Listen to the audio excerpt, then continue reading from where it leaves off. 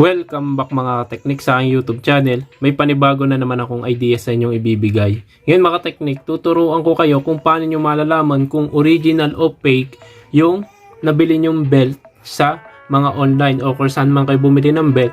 Papaliwanag ko sa inyo mga teknik kung anong pinagkaiba ng original at fake na belt. Ito mga teknik, at sa bago pa nating ka-teknik, iniimbitahan ko po kayo na sumali kayo sa aking raffle. Pwede kayong mga teknik manalo ng libreng LCD, libreng gawa ng cellphone. Mga teknik ang gagawin nyo lang ay magko-comment kayo kung anong problema ng cellphone nyo at kung anong kailangan ng LCD. Pagka napili kayo mga teknik doon sa ating raffle, pwede na kayong manalo ng libreng LCD at libreng gawa ng cellphone. Kaya mga teknik, ano pang hinihintay nyo? Like, share, and subscribe. Lagay ko po mga teknik yung link sa description. Ito mga teknik, itong isasample natin ay pang Mio, Sporty at Salty. Pwede din itong mangyari sa ibang motor tulad ng mga Aerox, NMAX, Honda Click, Honda Beat. Yan mga teknik. Meron tayo ditong dalawang belt. Itong mga teknik, itong nasa kanan nating belt, ito yung original belt. Yan. Ito naman yung fake or local na belt. Una mga teknik, kapag ka local ang belt, ang mapapansin nyo mga teknik ay yung sa ibabaw niya. Ito mga teknik original kanan natin. Ito yung fake. Pag hinipo mo pa lang, malalaman mo na kung original yung belt. Ito mga teknik yung original na belt. Pagka hinipo nyo mga teknik yung original na belt, itong nasa kanan ko, ito ay magaspang. Yan. Magaspang siya. Pagka hinipo nyo niya siya, para siyang yung bato na magaspang. Yan. Samantalang itong local, ito yung local or fake, madulas siya. Yan. Ito madulas.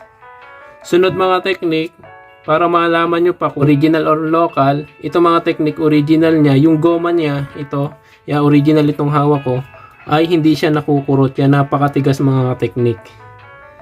Matigas siya.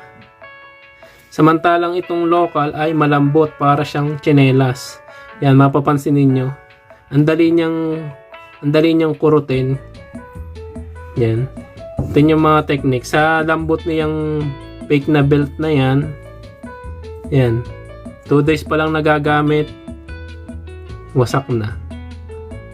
Napansin niya, nadulas na, ay maghihiwalay na. Ito yung fake na belt. Napakalambot niya kapag kinurot. Yan. Hindi katulad nitong original na matigas siya. Hindi siya basta-basta na pipirat. Yan.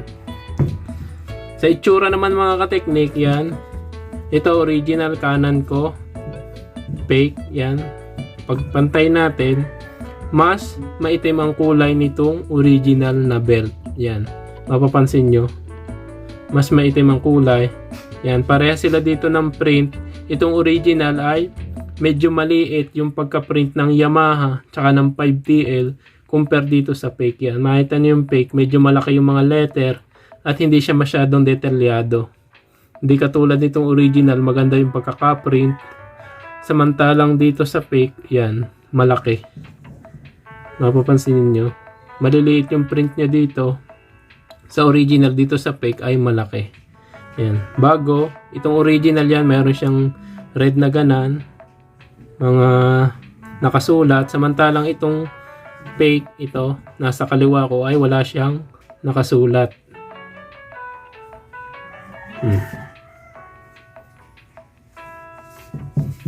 Yan, isang Yamaha lang ang nakalagay dito. Isang print lang ng Yamaha. Dito sa kabila ay dalawa. Dito sa local, yan, mapapansin may Yamaha dito nakasulat. Meron pa dito sa kabila. Dalawa. Samantalang dito sa original natin, isa lang. Yan isang print lang ng Yamaha 5TL bago yung code niya. Wala na dito. Hindi katulad nitong fake, dalawa. Yan. Halatang fake agad. Ang ganito kasi mga teknik, kapag ka ito, minsan, ito napupudpod. Ito mabilis ito mapudpod katulad nito nangyari dito. 2 days pa lang bago yung kanyang torque drive at pulley. Sobrang sobrang itim. Gawa ng itong gomang ito ay mabilis nga mapudpod, malambot, mabilis magdumi yung kanyang CVT at pagka ito ay sobrang layo mo ng binahe, nag-iinit tong belt, ay napuputol siya. May mapapanood kayo ibang video na gugutay-gutay yung kanyang belt. Iyon yung mga fake na belt. Yan. Kaya iiwasan ninyong bumili ng fake na belt. Pwede ito pang mga ano lang, pang reserba, dala-dala nyo kung sakaling maputulan kayo. Pero kung pang daily, araw-araw nyo gagamitin, pang rides, huwag kayong magkakabit ng ganitong fake na belt kasi ano lang to, abala sa inyong pagbiyahe. Mag-original na lang kayo. Kung saan kayo makakabili ng mga original na belt sa mga kasa, mag-direct na lang kayo para original yung mabibili nyong belt. Kasi ang presyo nitong original 500 plus, samantalang itong mga fake na bibili lang sa Lazada or Shopee na halagang 300 plus, 400, 450. Add na lang kayong kaunti para sa original na kayo. Yun mga teknik, kung may tanong pa kayo tungkol dito sa mga belt na original at local, huwag nyo kalimutan mag-comment, mag-subscribe. Salamat sa panonood and God bless.